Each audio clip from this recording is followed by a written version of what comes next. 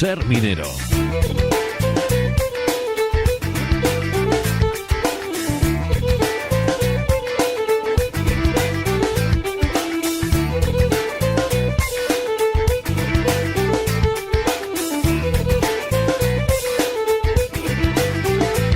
Por tanto, nos vamos a ir hasta Sabero para encontrarnos con el director de su Museo de la Minería y de la Siderurgia. Él es colaborador de nuestro programa, Roberto Fernández, y es un placer poder saludarle una semana más. Roberto, ¿qué tal?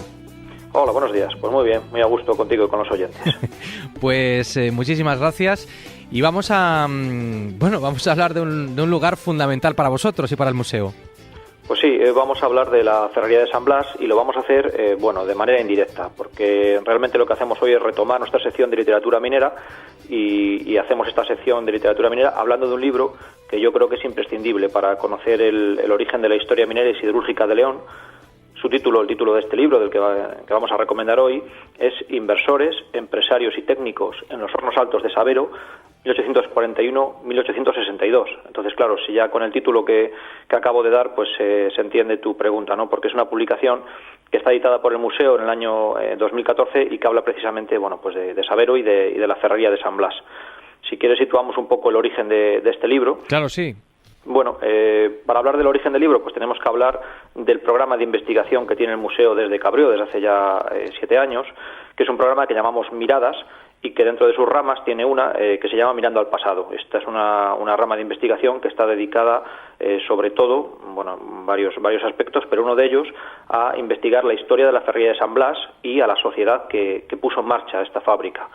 Y fruto de este programa de investigación, pues son varios estudios que el museo ha encargado a lo largo de estos años, y que el objeto final de estos estudios no es que permanezcan ahí metidos en un cajón del museo para que lo consulte el director para hablar por la radio, ¿sabes? O sea, el objetivo de estos estudios es que se pongan a disposición de los investigadores y de todo el público en general. Y esto, pues lo conseguimos a través de su publicación.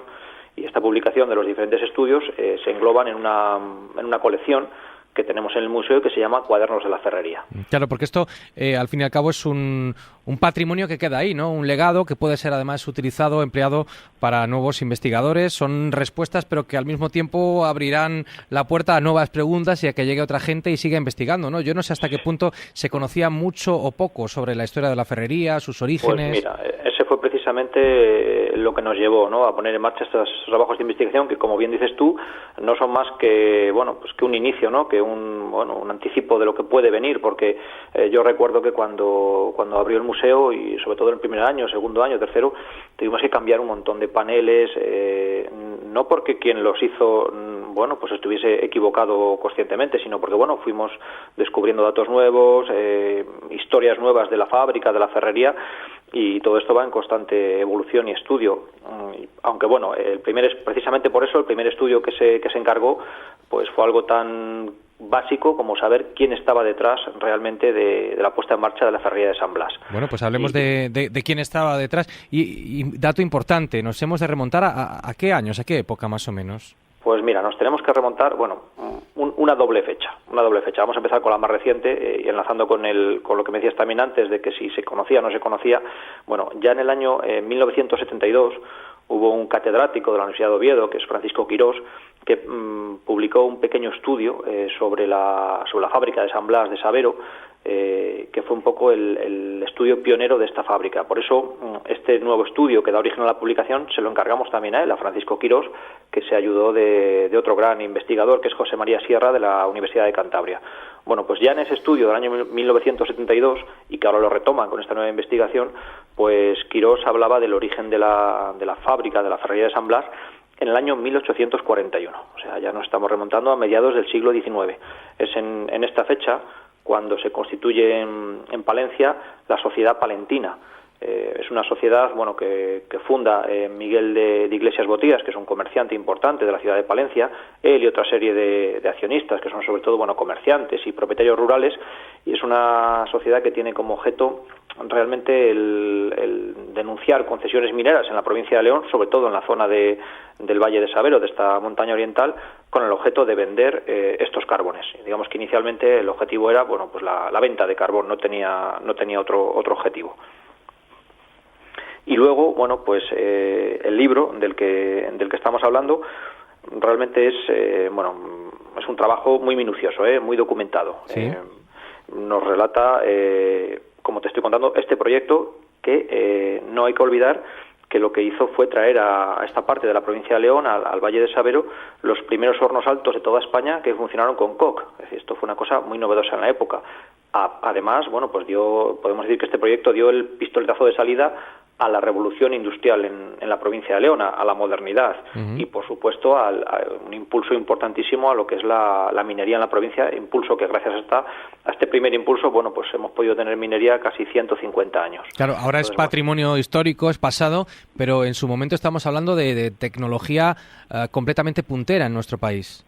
Pues sí, la implantación de la ferrería de San Blas en Sabero, necesitaríamos un programa, dos programas, 3 o 4 para contarla, ¿no? Pero supuso una revolución, o sea, una revolución no solamente al llegar a la revolución industrial, sino una revolución de carácter, en muchos aspectos, pero sobre todo lo que dices tú, tecnológico. Es decir, esta empresa que fue llevada a cabo por los principales hombres de negocios del país, gente, financieros, comerciantes, grandes empresarios, todos con un espíritu muy liberal, que sabían lo que se estaba cociendo en el resto de Europa, sobre todo, que mandaban a uno de sus hombres de confianza a recorrer Europa para ver lo que estaba pasando allí, a contratar el técnico que tenía que montar la empresa en Sabero. Una aventura excepcional. Solamente ese viaje ya de la persona que envían para localizar los lugares, contratar a las personas, ya merece un capítulo aparte, ¿no? Pero al final todo esto desemboca en la puesta en marcha de una gran fábrica moderna, con la última tecnología que había, sobre todo al vapor. Se compran las máquinas en Inglaterra, en la fábrica más avanzada que había, de Jane Nasmith y otro tipo de fábricas en Glasgow. Montan un sistema de producción pionero, con hornos de pudelado que prácticamente no había. O sea, gastaron muy bien el dinero en la tecnología más avanzada del momento. ¿Se conoce algo de la inversión que hubo que hacer en su momento? Sí, millones de reales. Según los datos son 2 millones y pico de reales, aunque luego a medida que pasa el tiempo hay más inversiones y puede que al final de todo el proceso se hayan gastado 11 millones de reales. Estamos, no se puede hacer la traducción igual en euros, ¿no? ¿Sí? Porque son muchos años y nos faltan pero datos.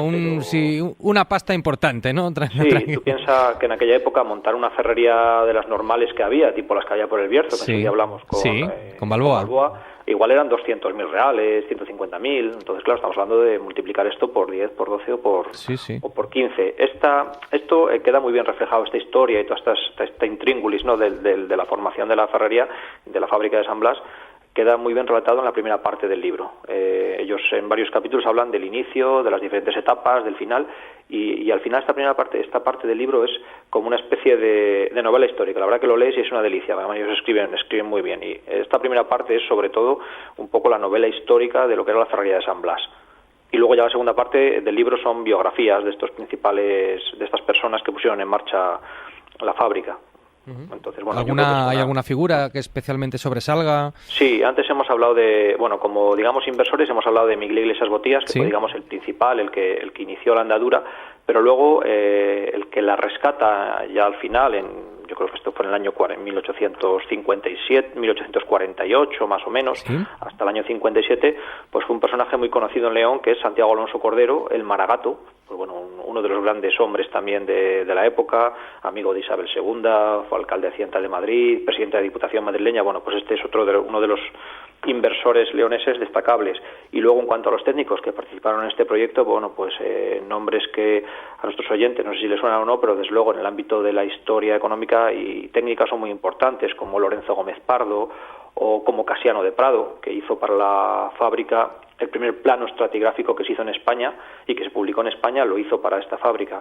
O sea, detrás de este proyecto había personas, no solamente con un poderío económico, que lo sabía, sino también con una capacidad intelectual en la época, fuera de lugar. Y sin embargo, a pesar de poder contar con todos estos mimbres, la sociedad atravesó dificultades económicas. Nos dices incluso que la llegada del Maragato consigue reflotarlo, pero eso no impide que algunos años después ya definitivamente llegue a su final, ¿no? Hasta que luego ya fue de nuevo recuperada y reutilizada por otra empresa minera. Sí, el Maragato llega, digamos que lo reflota, no lo consigue del todo porque él se arruina esta empresa y luego la fábrica aguanta muy poco, sobre todo por un tema de temas arancelarios, bueno, sería muy largo de contar, y sobre todo por un tema de comunicaciones. Sabero estaba muy mal comunicado en aquella época, los productos tenían que ir a Madrid, había que llevarlo en carros con bueyes, luego montarlos en un tren, bueno, era un proceso que encarecía mucho los costes y el precio final del producto. Entonces, bueno, pues tuvo que cerrar. Y eso es un poco así, como a grandes rasgos, la historia de esta fábrica, que está recogida en esta publicación, que nada, simplemente decir que la gente que esté interesada lo puede adquirir en el museo. Recuérdanos el título, el nombre de los autores. El título es Empresarios, Inversores y Técnicos en los Hornos Altos de Sabero. Se puede comprar en el museo, o también hay algunas librerías de León, como puede ser pues la Pastor, Artemis, Trastienda, creo que también la Universitaria, bueno, en varias librerías de las grandes de León. Es un libro básico para el que quiera conocer la historia de la minería y la siderurgia en este periodo. Bueno, suena bien, te agradecemos la recomendación y también esta aportación, habiendo desgranado y habiéndonos dado unas pinceladas sobre el contenido de este libro. Gracias, Roberto Fernández, director del Museo Minero de Sabero, y hasta la próxima semana. Nos vemos el lunes. Venga.